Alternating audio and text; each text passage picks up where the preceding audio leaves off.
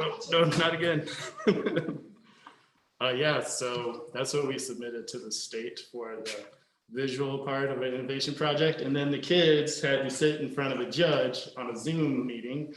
We were all in different locations and had to answer questions about our project in front of the judges. Interesting. That was interesting. Next year, we'll do mock interviews as part of the training because it was kind of rough, but they did pretty good. It was pretty rough. They kind of, I thought that they would be kind of comfortable in front of a virtual judge, but they kind of froze up and forgot a lot. Okay, so the other part, or one of the other parts, was the robot competition. And in this, you try to score as many points as possible in 2.5 minutes. Normally, in a live session, which would be a normal year, not COVID, you would go to a location and there would be tons of people and you would have 3 heats. And you'd be able to do 3 runs and you get your highest score from those 3 runs and you get like a couple minutes in between. You'd be playing on a different table. So you'd want to like make sure your robot was tuned for that table because it might have some slight differences. So everybody had the advantage of recording on their home table. So we knew that the scores were going to be higher because of that. We use some passive and active attachments. Active are going to be motorized attachments. Passive are going to be not motorized. We didn't use all the other sensors that we practiced with, but we did use color sensors to detect where lines are on the board. And then everybody contributed to the programming. So everybody has part of their input in that. And so next one is, this is the actual video that we submitted. And I'm gonna skip past the intro part and just get into the actual run. Step counter.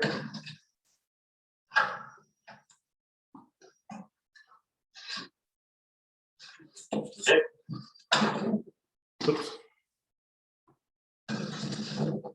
Countdown. 3, 2, 1, and then don't touch the robot until Cooper starts the timer. 3, 2, 1, go.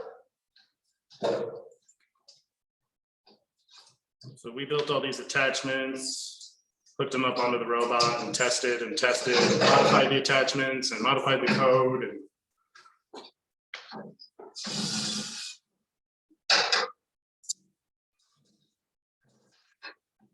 okay, dragging these guys off the board was a huge accomplishment. That's why we were kind of cheering right there. That doesn't always happen, but it happened that time.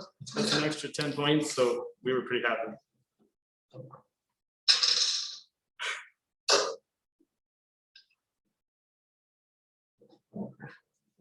And every kid did a different launch, so everybody was involved in the recording part as well.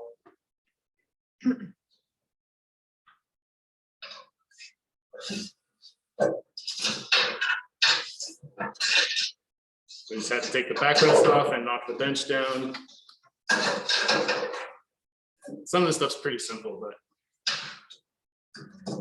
our last one's probably our most complicated programming code, and it was our most, ironically, it was our most reliable.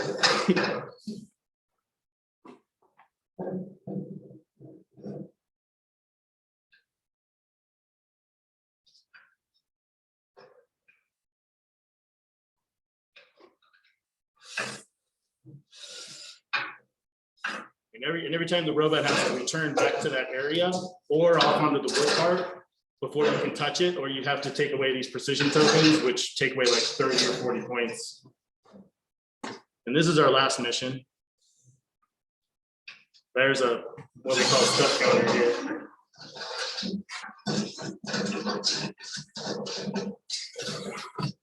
Then the robot squares back on the wall so that it makes sure it goes straight. Goes through the pull bar, it detects the black line, and that's when we know when to turn. We're finished. And then it break dances at the end, or does a little dance. That was nice. Okay. We were really excited because we recorded like how many before that? So as you can see here, the robot ended in the dance area. Yeah. And not everything was working. Purple or the pink. So we had to modify code even that day. The bench is flat. Yeah. And then the backrest came off back in the corner. Thank you. Yeah, you can see the excitement there. Yeah. Oops, nope. Bulldog Builders, Team 5150, April 6th, 2021. There we go. Okay, so we did not make state, just in case you guys were wondering. We just found out on Sunday at 5 o'clock. I was a little bit bummed, but there was some good that came out of it. So the top robot game score in our division was 235 points, and we scored 230. So I was pretty impressed because there was a couple other missions that if we would have had a little bit more time, we would have definitely accomplished them. One of them was just dumping blocks into this big area that we drove right by to go to the dancing mission. And we already talked about it with the kids and had an idea. We just didn't have enough time to design the mechanism and the code because we were a first-year team. We didn't meet, like, so we probably only met 50 to 55 hours, I think. And that was like by pushing in extra sessions. So we were pretty happy about that. So yeah, I wanted to give a big thanks to Debbie Lawrence for helping us start this out. And then Stephanie Lardy was super supportive. I was a little nervous about the transition, but she was great and put my mind at ease and was very supportive, got us equipment. Brenda and Steve are helping us get access and everything. That was great. Par Lumber gave us all the materials for the boards. We have a board for our team plus a board for Raina Quick's team for the 6th grade team as well. And then Marissa Jones and Charity Roby at Switch Canyon, they gave us, they got the sweatshirts and the masks, and they donated those. We had to buy the sweatshirts, and then all the parents were really awesome. They were super supportive. When we needed some extra time, they were bringing the kids, and kids were excited. And then this is our team in front of the table in the dungeon downstairs. Yep. And definitely looking forward to keeping this going. I know some people have asked if we're going to do it next year. All the kids want to come back, so that's a good sign.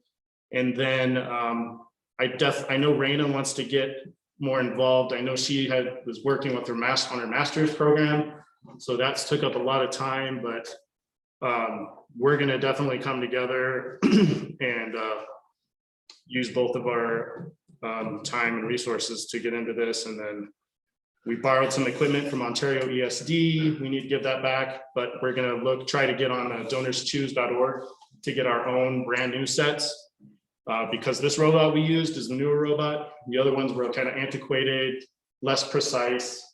And so we're going to try to get 3 more of these so that we can do it the right way and put more time into it. But anything you want to add? Do you guys have any questions? What were the grade levels represented on your team? So these were all 4th graders. Everybody was 10 years old. We're competing against 9 through 14-year-olds. I feel like that was pretty impressive. Yeah. Yeah, we had amazing kids, and yeah, it was a learning process for me, not being a teacher, but getting them to focus, and it was just they had fun though. So what capacity do you have with just the, yourself and another teacher? How many kids could tag on and participate? I think if you had so I think you could have one coach do 2 teams as long as you had another full-time person to be there, not just because of the, not being alone, but just like it's a lot of time. But the thing is once you come up with the curriculum for one, it mirrors to the other group. So I feel like I could have easily done a 5th grade team simultaneously. It's just, and as long as you come up with that curriculum, then you don't even need to know programming. Like a parent could just step up and fill in that time and just go through the curriculum. So. No, great job. I think it's awesome. So it's an alternative for our kids to do, especially with COVID going on, and get some out there and doing something constructive. Good job. Thanks.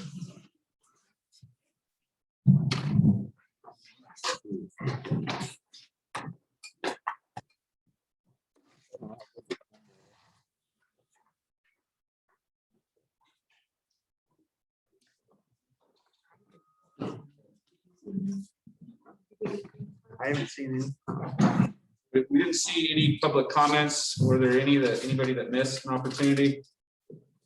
Nothing. Okay, so we will proceed.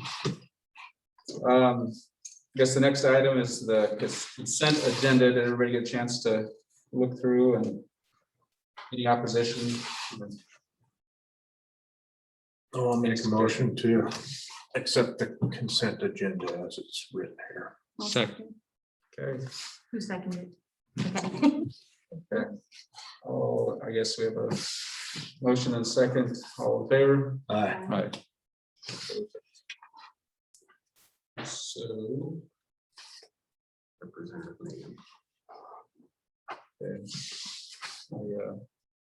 It looks like the next item, Megan Hunter will be presenting. Well, I'm gonna I got a little bit of a different report this month. And the other thing is the first part of it, I kind of want to chat a little bit about. And I apologize for giving you the slim version. Some of the pictures and things like that, I had to get releases through OIA to put their pictures in. And then I can show them. I don't like the idea of having their pictures on paper floating in the world to be had. So that's why I didn't give you a copy of them. Thank you.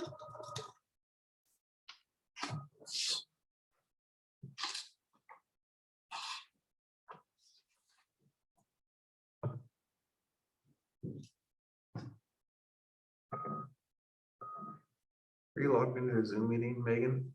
No, Oh, I say if you're logged into the Zoom meeting, I can make you a presenter for the. Oh. I can. So if you go to our website under board, I think there's a link there.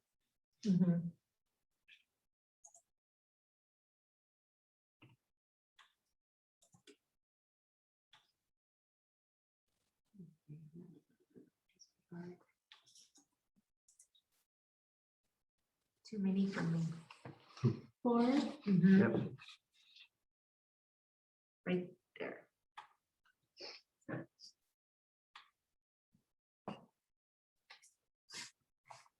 You can hit Google. Thank you.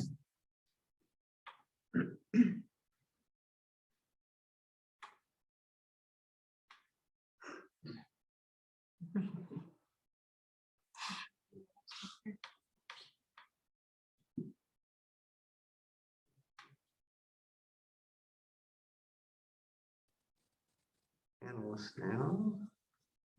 And then as a panelist, you can share your screen.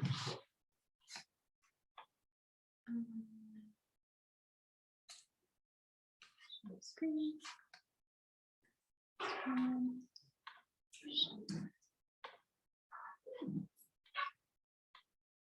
Okay. Perfect. Okay. All right. So I kind of call this one the day my two jobs collided, which doesn't seem to happen as often as I would hope. But before we kind of jump in, we had the pleasure to graduate some more boys, which is really exciting. So the youth that are in this picture have worked extremely hard to get done. What's exciting is remember by age juniors. And so that was really exciting. They worked really hard and taken advantage of some of the governor's pieces as far as essential skills and state testing. And so it was really exciting to graduate them. They always get pictures. I take their pictures and I send them to whoever's on their approved list to send pictures to. And the fun thing is they've started hanging them up in the dorms. They hang their own pictures up. And so that's been really fun to see them just celebrate themselves. One of my favorite is the third picture over. That's actually a retake of a picture. So I took his picture and he didn't like it. And he said to me, you know, Miss Hunter, I really want to be proud when I am older and I'm not incarcerated, and then I can show people my picture. Can you take another one? And so it was just such a cool moment to me. And I work really hard to make their pictures not look like they're incarcerated. A lot of times they ask me to take different versions. And so sometimes they take funny ones. My favorite was the kid who went in a cell behind the little bars and was like, and so, you know, I just feel like it's a great chance for them not only to celebrate their accomplishment, but also when they look back to say, you know, I did it. The other exciting thing is 3 of those youth are currently enrolled in college and being very successful. All 3 of them have A's, which is super exciting. And so it's just a really neat accomplishment for them.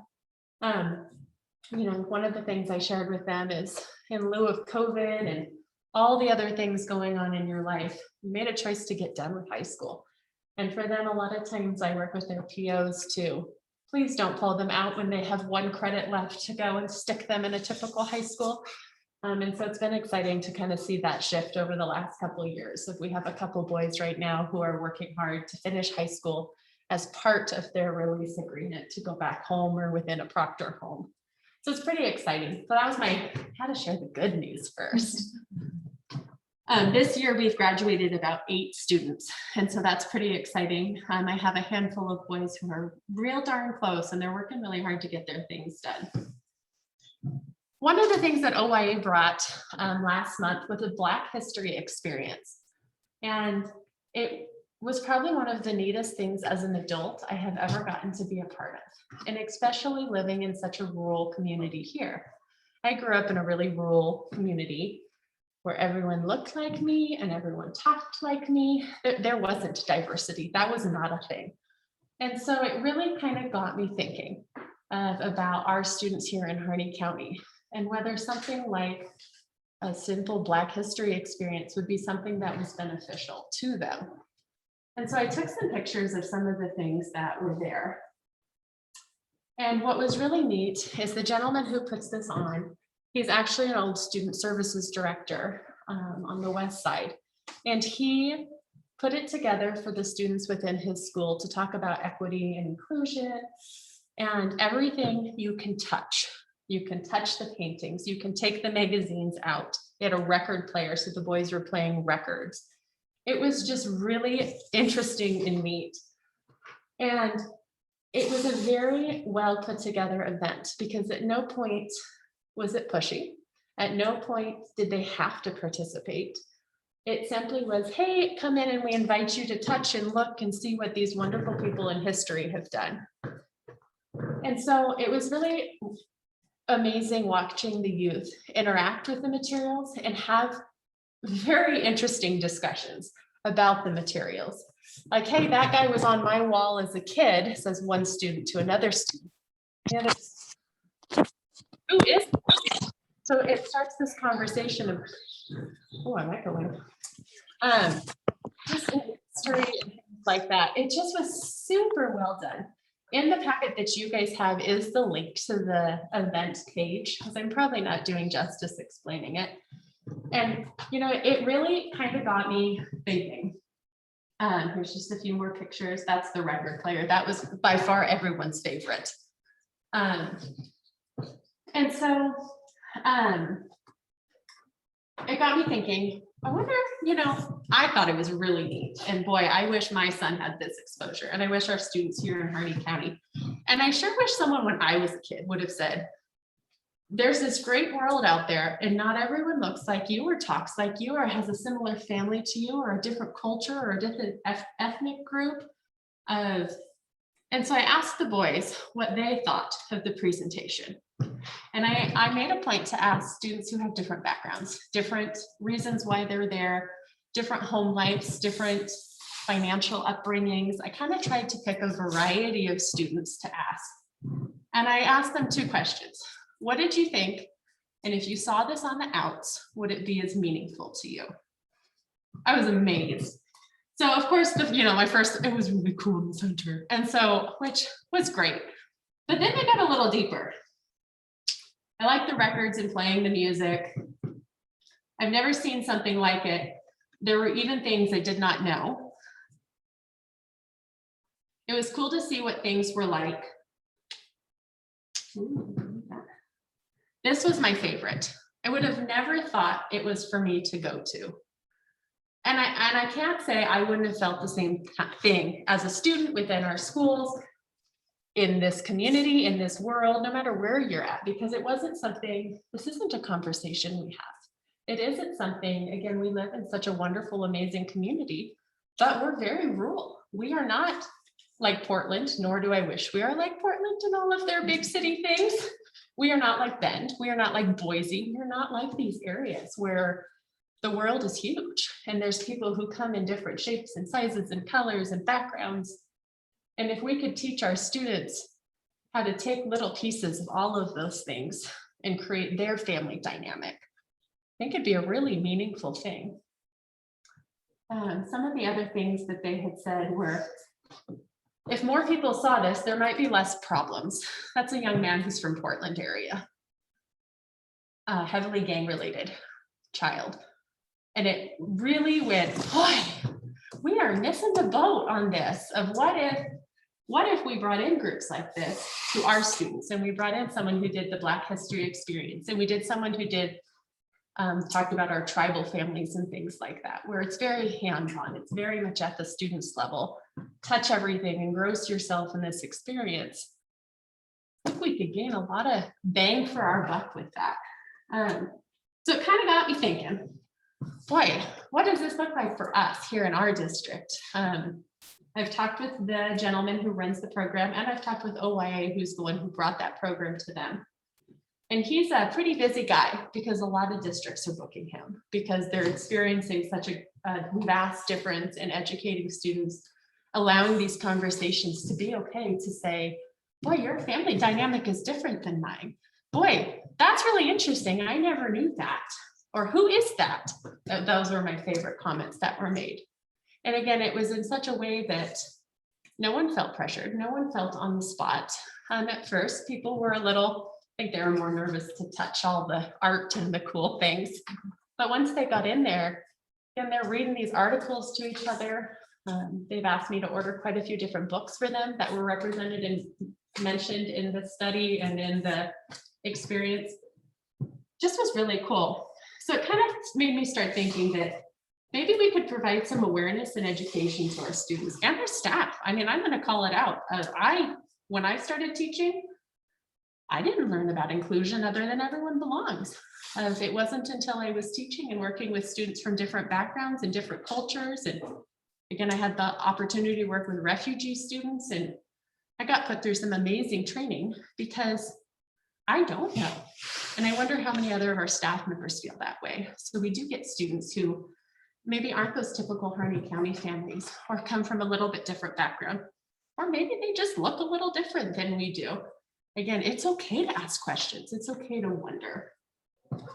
It started making me think about how do we provide a safe environment for all of these students through awareness? How do we make sure every student knows that our doors are open to them? We welcome you as you are, who you are, no matter what that comes with.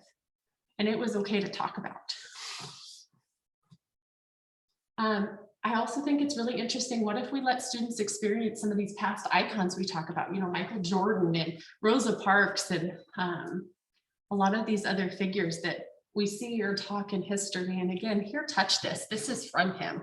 Here, play this record with these super groovy singers that I couldn't name if I tried.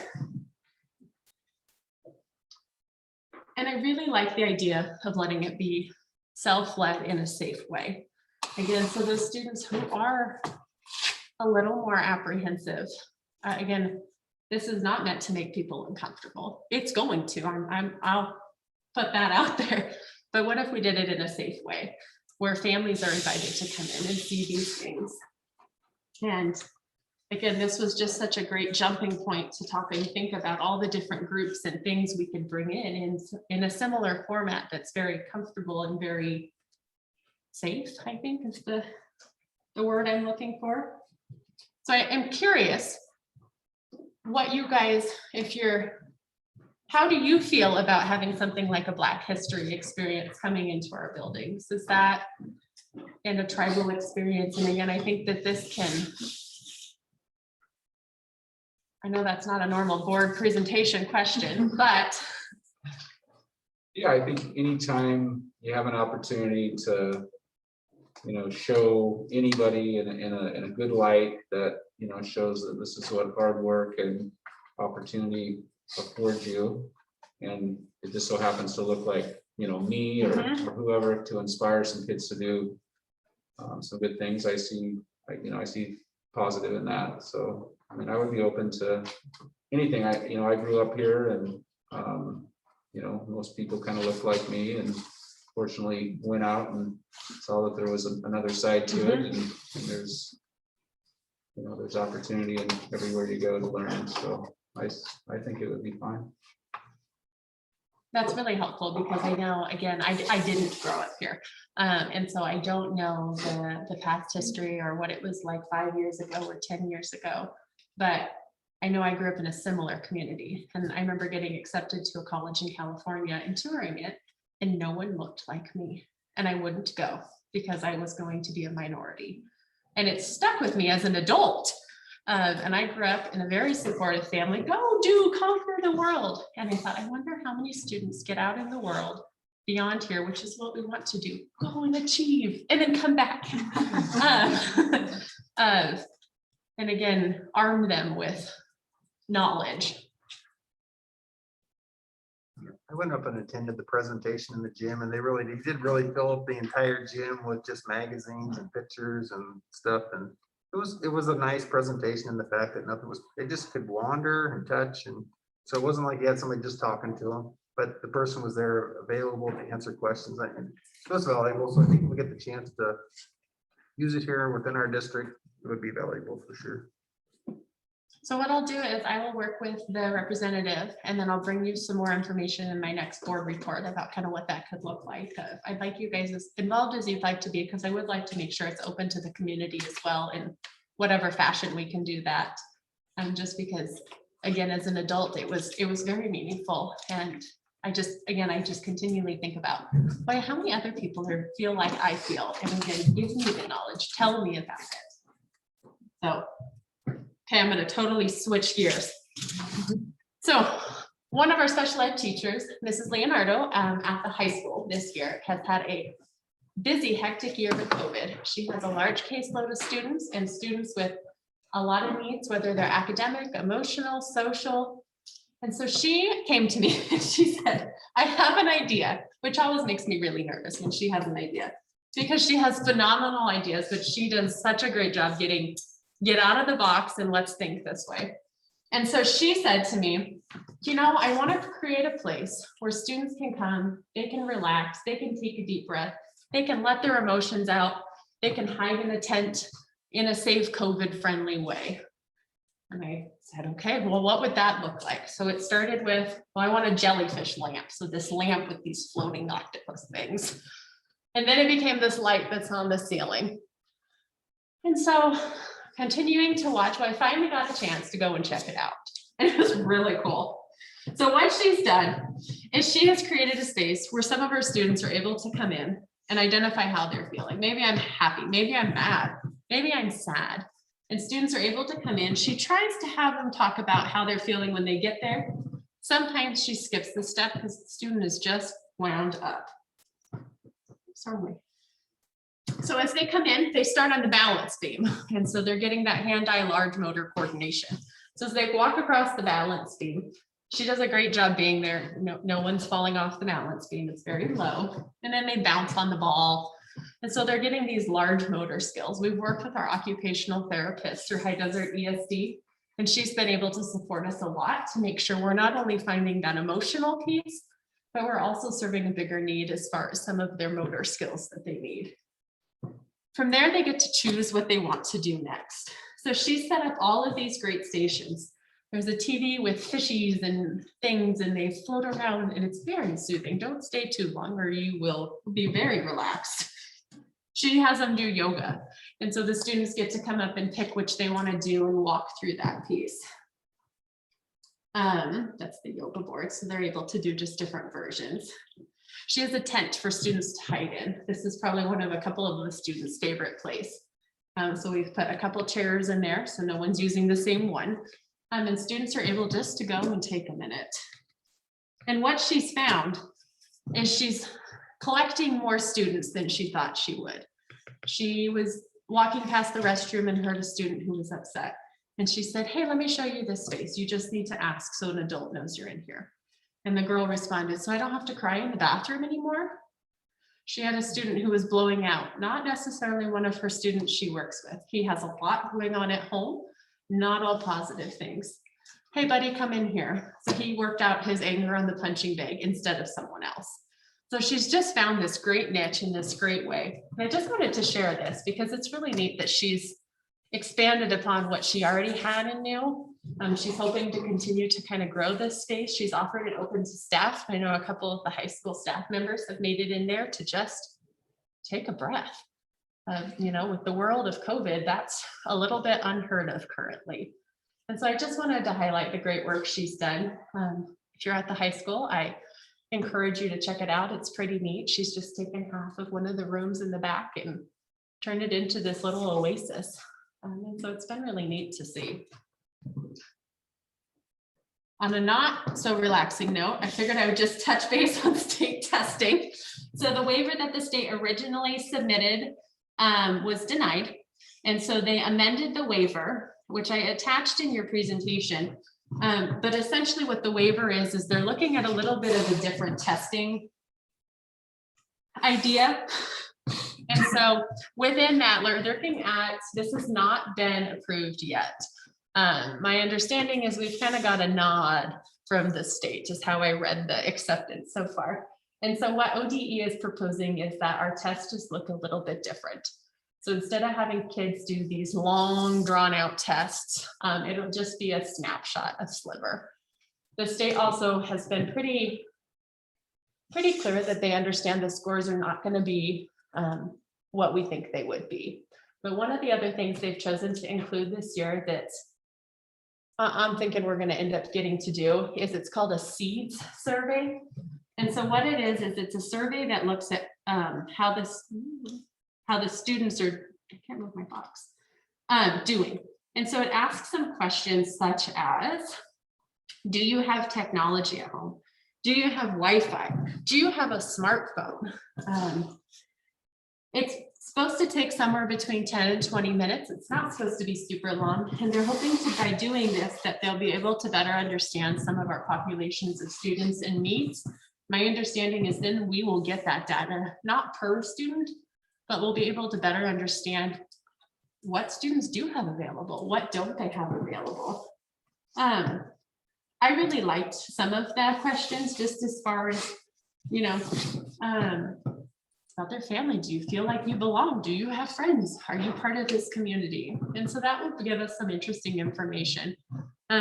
It's meant to be administered kind of similar to the SBAC testing. So it'll be part of our testing window. My intention is next week, I will be training all of our test administrators district-wide. We are going to proceed like we think we're going to test while we wait for the state to figure out what the expectation is. The window for testing is open. And so hopefully we can be prepared if we need to test our students. We're going to be able to do it and be COVID conscious.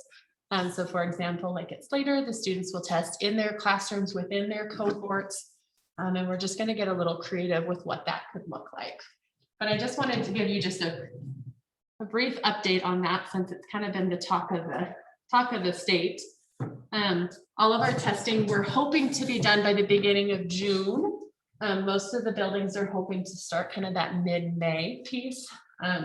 We also during May will do our end of year benchmarks with iReady, which will be really exciting to see kind of where we are as a district, where some of our needs are, and celebrate some great victories within the buildings. That's it. That was my sporadic report. Any questions on any of my parts and pieces? So thank you. Yeah, I kind of had a lot in there. I apologize for being a little disconnected, but Thank you. some cool things happening.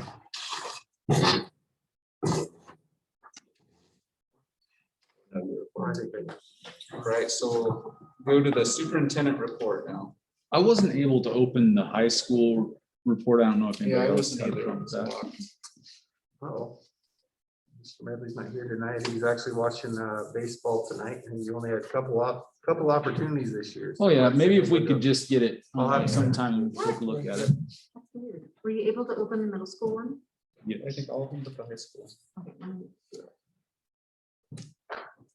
In terms of my report, Megan didn't mention it, but she's working really hard on getting summer school going for our students. We have several grants available to us to do it, so we're gonna try to do a robust program at the elementary, middle, and even the high school to help kids get caught up to what we've missed this year and get them on track for doing things. So have a lot of teachers on board that are willing to do it.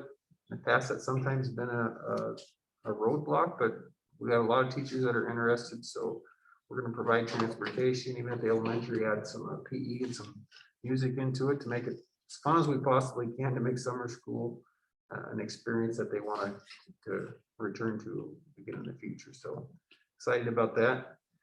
Both unions, the certified and classified, have put in requests to bargain new agreements. Both agreements expire at the end of the school year.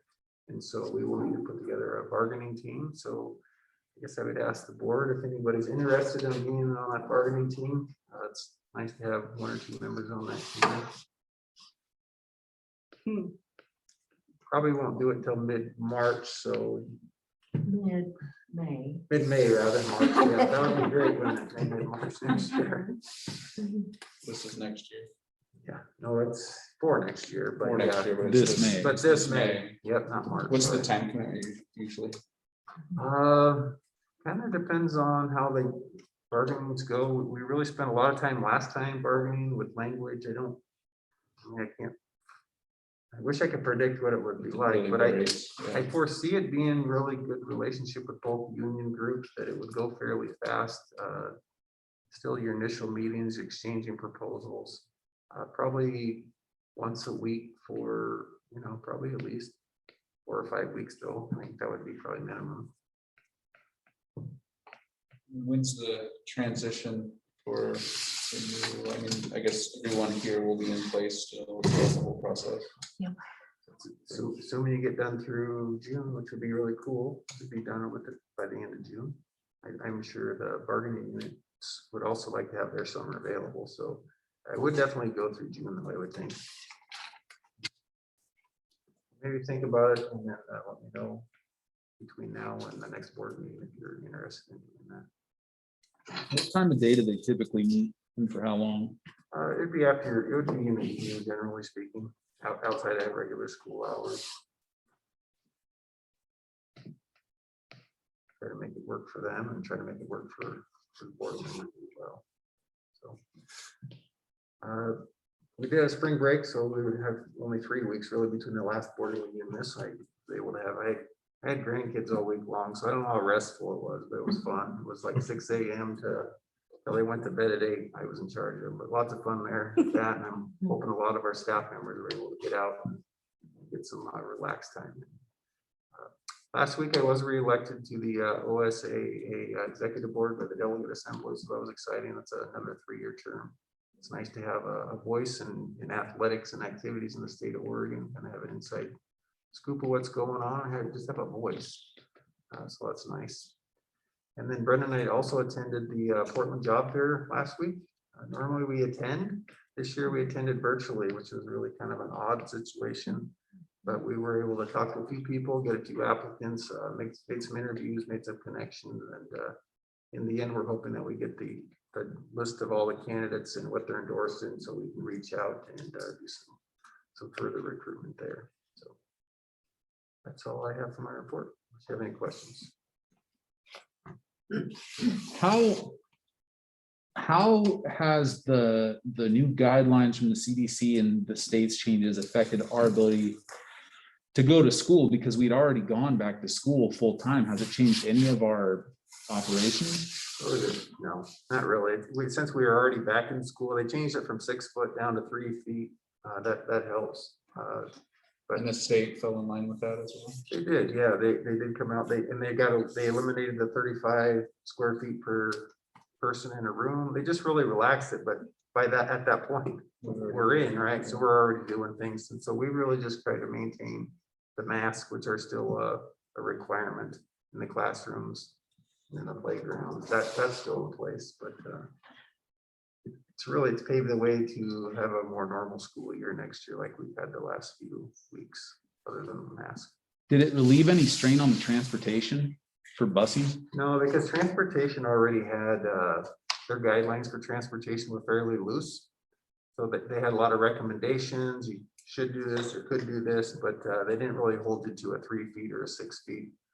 It was more of making sure you had cohorts. They eliminated cohorting completely, other than saying you still need to keep track of it, but they have recommendations but no requirements in terms of cohorts, which was helpful for us. We're small enough where we keep track of who's in which classes, so if there ever is an issue, we can track them down pretty easily already. One thing the superintendent's report made me think of, and maybe we could add it to the end of the agenda for requests or new business and reports, but Ms. Hunter was talking about testing and the uncertainty of whether or not the state will require testing. And I think we should have a discussion about that, because maybe there's something we could do as a board to alleviate some of the uncertainty. And I personally feel like we need to inventory where our students are.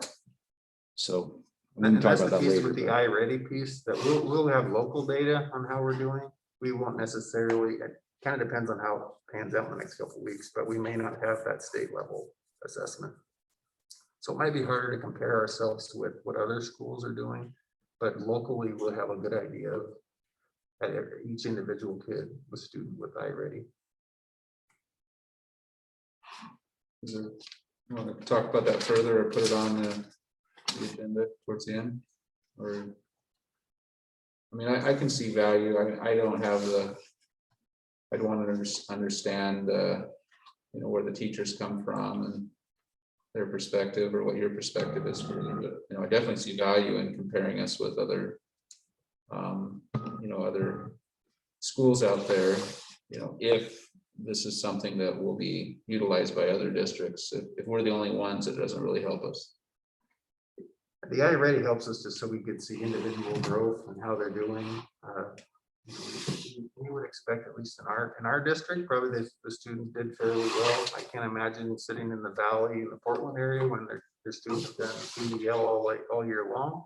It'd be a disaster for their test scores and just their student progress. But ours have, I think, have done fairly well throughout the year. But if we do the state testing, even if other schools don't, we could compare to ourselves historically and see if we lost or need to come back. And one of the things that I don't love about the iReady is there is no comparison to other schools. And some of those numbers are pretty scary, especially when you're unfamiliar with it. It makes it look pretty doom and gloom. And then you realize, well, it's really not. It's a measurement of where they're supposed to be by the very end of the year. But I find it harder to get an idea of how the students are doing if there's no comparison in iReady, except to themselves. We'll know better once we either take the assessment or not, the state assessment, whether we're going to be able to compare or not. I think the other piece of that is I think there's going to be a lot of students, not just in our district, but in other districts, that will just opt out. They don't have to do it. So when you get a lot of opt-outs, it doesn't help your score, because an opt-out just counts as 0 against you. So it looks like your percent looks lower. So it'll just be interesting to see at the end, you know, if they take it, how many people opt out or not. We will encourage, of course, to, if it's required, we're going to encourage them to take it, because it does give us some valuable information. So see where it ends up.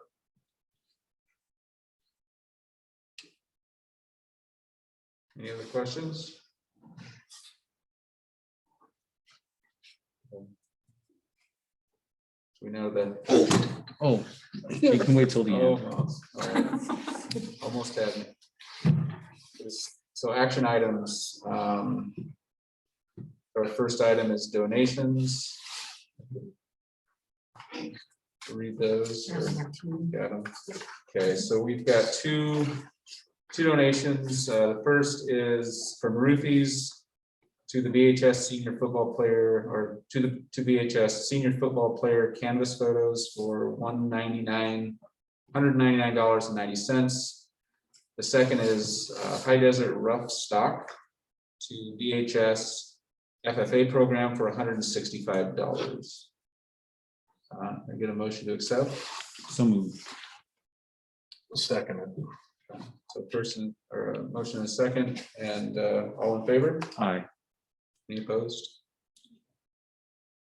Thank you. I had a number 8 on there. There's a last minute addition today. This is a softball co-op with Spring.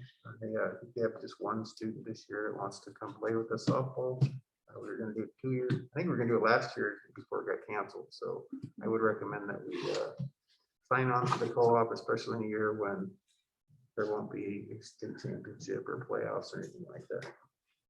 Yeah.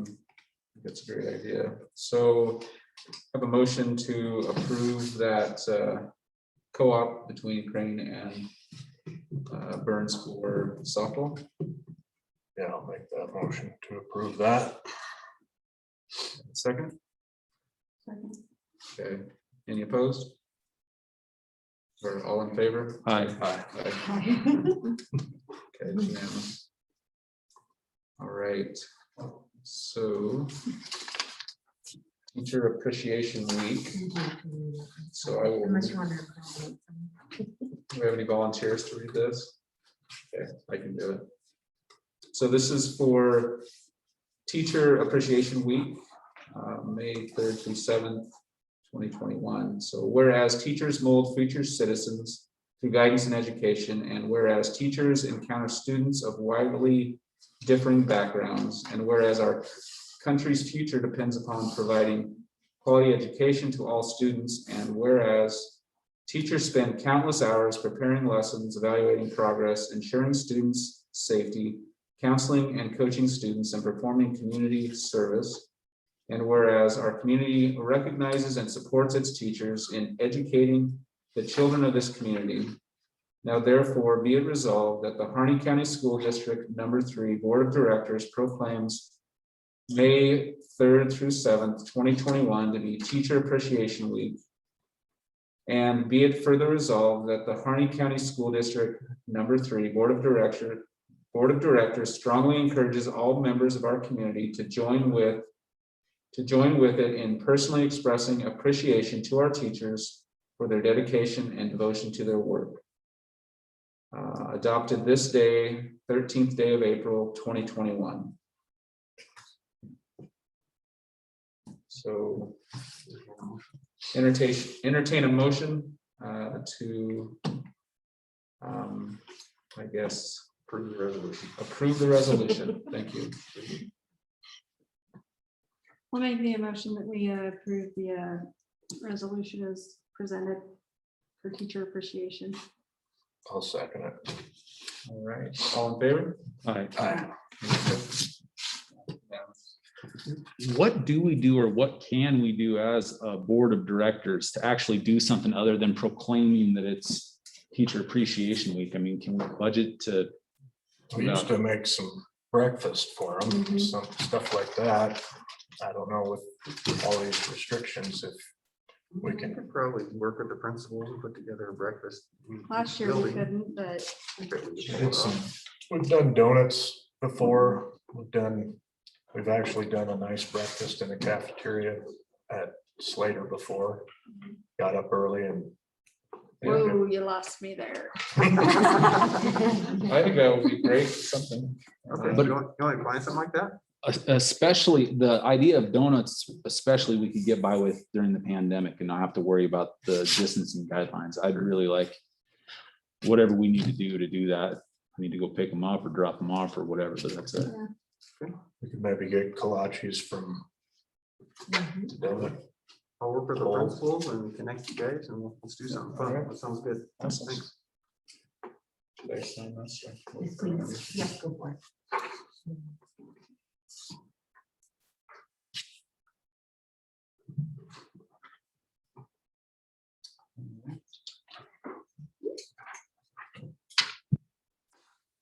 Next item is the 21-22 Monroe academic calendar.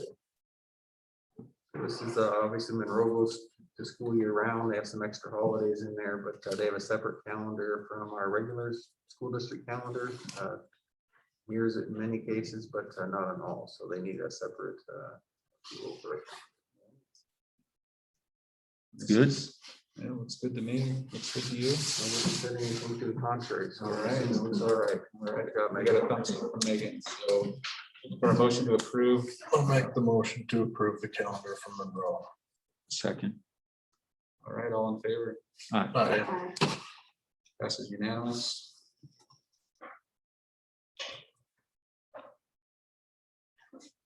So personnel, retirements, Margarita White as Slater paraprofessional, and a resignation from Emma Roberts, the Slater fourth grade teacher. Yep.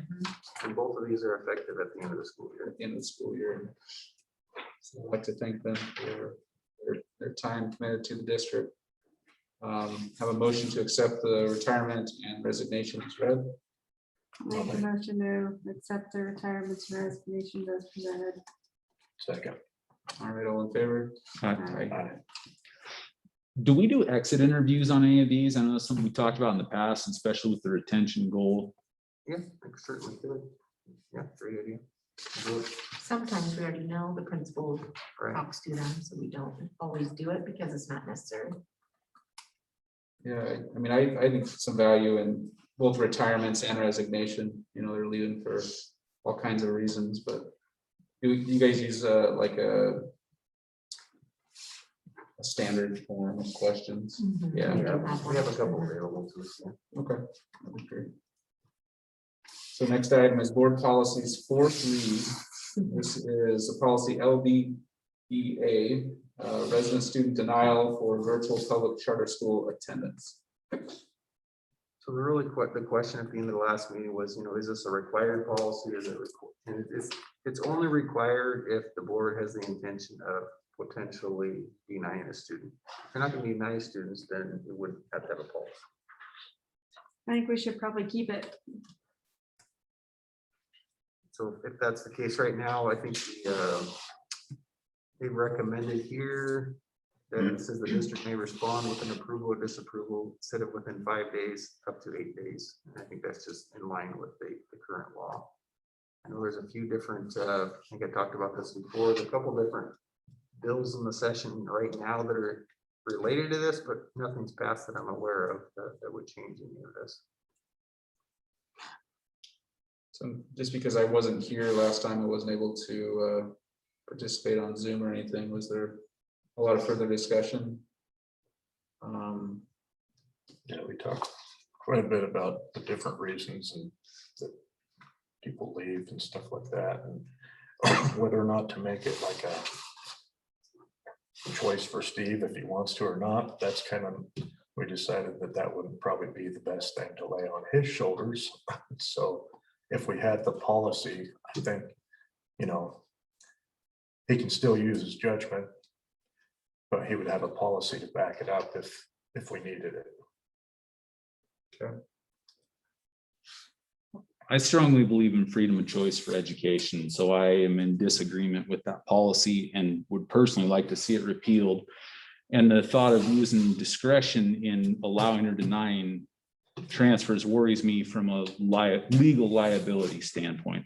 I'm not in favor of that motion, but we've talked about that for several meetings. Yeah. Well, I totally understand viewpoint on that. What would be the process if this, so I can be swayed with just the idea that we're heading out of the pandemic, but we're still in it, and there's a lot of turmoil in regards to where kids are enrolling. I think that there's some value in having a policy to cover with, just because the reality there is going to be a lot of, or there potentially could continue to be a lot of people leaving the district outside of our control.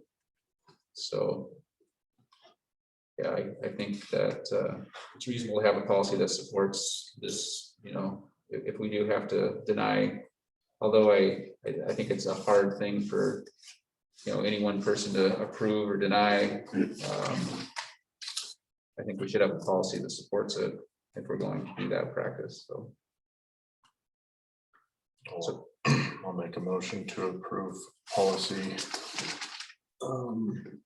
LBEA. I'll second. all in favor? Aye. Aye. Any opposed?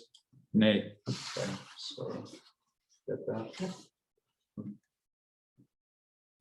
I will say I have approved them fairly liberally this right now as we budget into next year, but there will become a point where I probably need to say no, just so we maintain our budget and our staff for the coming school year, so. But up to this point, I've been fairly liberal with doing that, just simply to keep some goodwill within the community.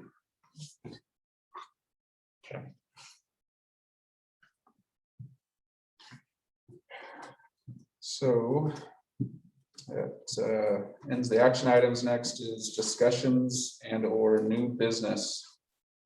So I know Randy wanted us to discuss this.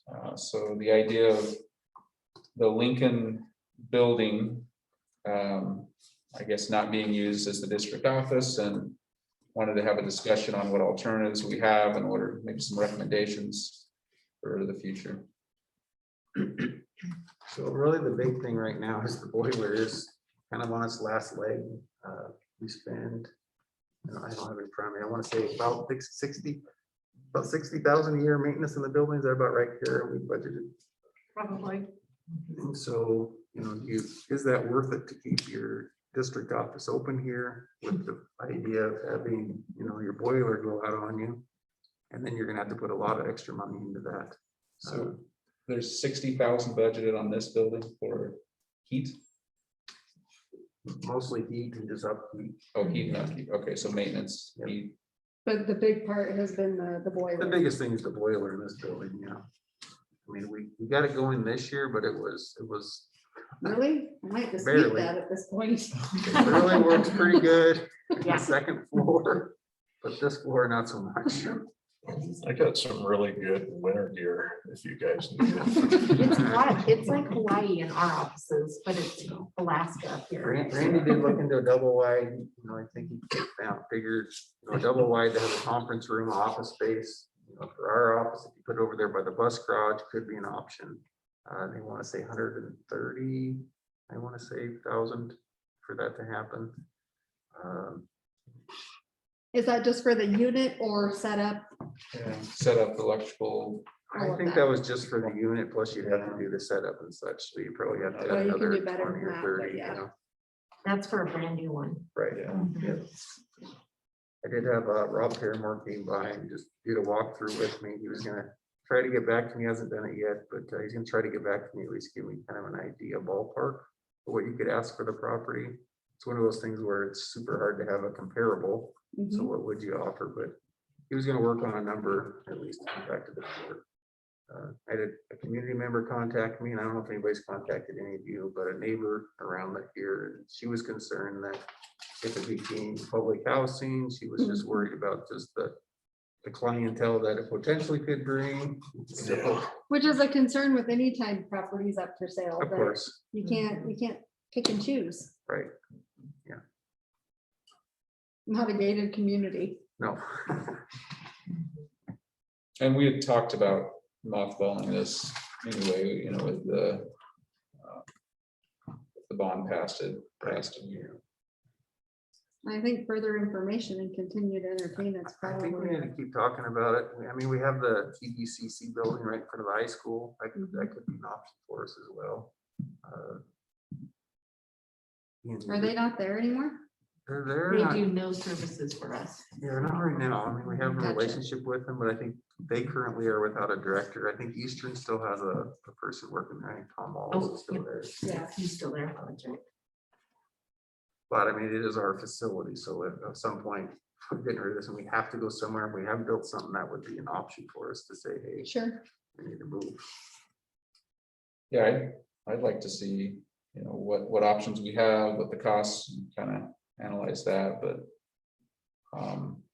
if it's 60 grand a year in maintenance, and even if we have to spend 150,000, that's a couple, 3 years to make a wash, so it'd be nice to get going on it if it's Right. deemed that that's the direction we want to go. I mean, we could probably rent a facility for a year for less than 60 grand. Somewhere else, so office space. Back room at Figueroa's is open. There you go. You can use dojo. Probably work let us too. let us throw a couple pieces together every once in a while. Yeah. Yep. Roland and I are worried about our file. We do have a lot of files in this building, but we have to figure Are they all in use or are they stored? They're They're all in use. Yeah, we have to keep personnel and some of her files for like 100 years, so. I mean, but could they be securely stored? Yes, It would need to be accessible. yep, they have to be accessible. But I would say, let's keep it on the discussion for regular meetings until we really have all the information. And at some point, we probably should pull the trigger before the fall if we're gonna make a decision, so we can get moved and I agree. before the boiler goes. Yeah. Yeah. The time frame on that, maybe you feel, let's see. It's April, so May and June, so maybe before either May or June, we could have kind of a Sure. kind of a final recommendation and some Yep. analysis. All right. So the next item is board request and reports. Anything? Rob, do you have anything? Yeah, one of the things that we touched on at the last meeting, just in the superintendent's report, was graduation, but I was thinking our next meeting is less than a month before our commencement ceremony. And it seems like if we could make a decision or some guidance or discuss what that ceremony should look like after April 19th, everyone's available for a vaccine. And it seems like if we as a board express that we want as normal as possible commencement ceremony, then they can start planning for it. So it's not so such short notice, if that's what the board thinks. I think that that's a good direction to go, but I think we can use Grant County, John Day as an example of that, of things were flowing really good. And now they're headed back into extreme when they were at low risk in just a matter of 2 weeks. I So, do know they're planning on doing it outside as their priority right now, so they can include more people. Outdoor venues can have up to, I think, 50% capacity right now in a low county. mhm. So that's their idea anyway right now. And they have specific guidelines that have come down to ODE for graduation ceremonies, what they should and shouldn't be doing. So Planning towards a little more normalcy than a drive-through diploma. Yeah, I'd love to What I see think that. is interesting though is last year They there love it. was a huge amount of the senior class parents that loved that. We loved it. I think Yeah, regardless of the so- ceremony, they're gonna do that piece Right. of it this year. They'll do a parade of sorts, so. But I graduation, going back to the traditional kind of, Sounds boring. I mean, it's a rite of passage. Everybody should have to sit through it. I'm sorry. So, I mean, with the current regulations, having it, let's say at the football field or something like that, I mean, what capacity is that? We figured it out, but it's quite a bit. Yeah. I can get back to you on that, and even email it to you, but I mean, it could accommodate our normal turnout, you think? I don't know if it'd be normal turnout, but pretty close. The bleachers are pretty big, and it's one of those things that you're supposed to maintain 6 feet distancing, but then the capacity of your bleachers doesn't take that into account. It's a very, they contradict themselves, I'll just say that. Well, I'd love to see, I guess whatever they would like to do, but a traditional, all people welcome ceremony would be awesome. Okay, I'll see what we can do. It really comes down to the guidelines of the state. Yeah, I mean, We just don't want to get fined. as much as I'd like to just have a free for all and anything goes, I don't want to go against the guidelines. I think the committee is actually keeping pretty flexible. Like they have plans A, B, and C.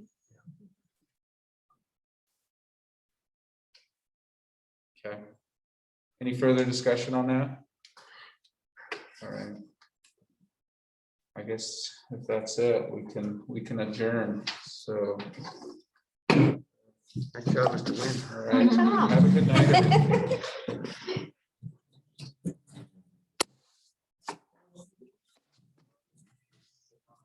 Yes, we are exactly. everyone.